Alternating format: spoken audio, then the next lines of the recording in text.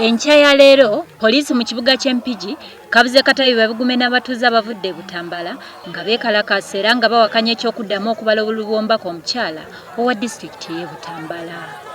Mu kulonda okwakaggwa e Butambala abeesimbawo kwaliko omukyala Lydia Mirembe, Aisha Kabanda ne Mariam Nalubega era nga mu kalulu kano Lydia Mirembe yawangula banne ababiri. Wabula Aisha Kabanda yali owokubiri teyamatira na byava mu kalulu kano ng'agamba nti waliwo obululu obwava mu ggombolola emu nga tebaabubala mu butuufu bwabwo. Bw'atyo yabaka ekkalaamu n'awandiikira kkooti ng'agisaba eragire baddemu okubala obululu obwava mu ggombolola eyo. Kkooti ebadde esalawo leero era nga wano abawagizi ba Lydia Mirembe we bajjidde okuwakanya okusaba kwa Aisha Kabanda.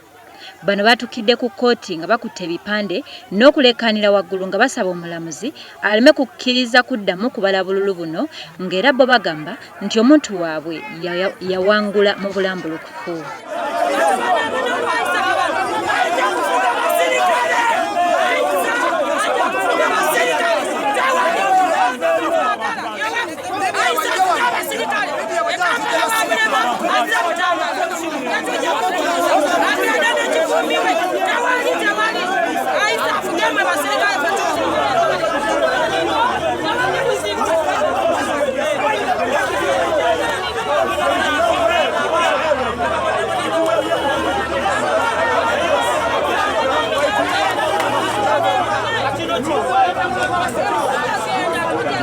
Bano poliisi yebagumbuludde okubafulumya naye nga babadde beesomye okuyingira ekisenge kya kkooti okutegeeza omulamuzi ensonga zaabwe.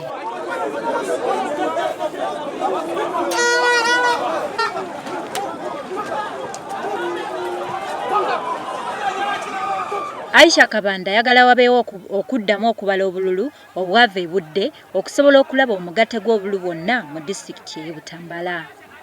Wetuukidde akawungeezi ka leero ng'omulamuzi tannaba kusalawo ku kusaba kwa Aisha Kabanda.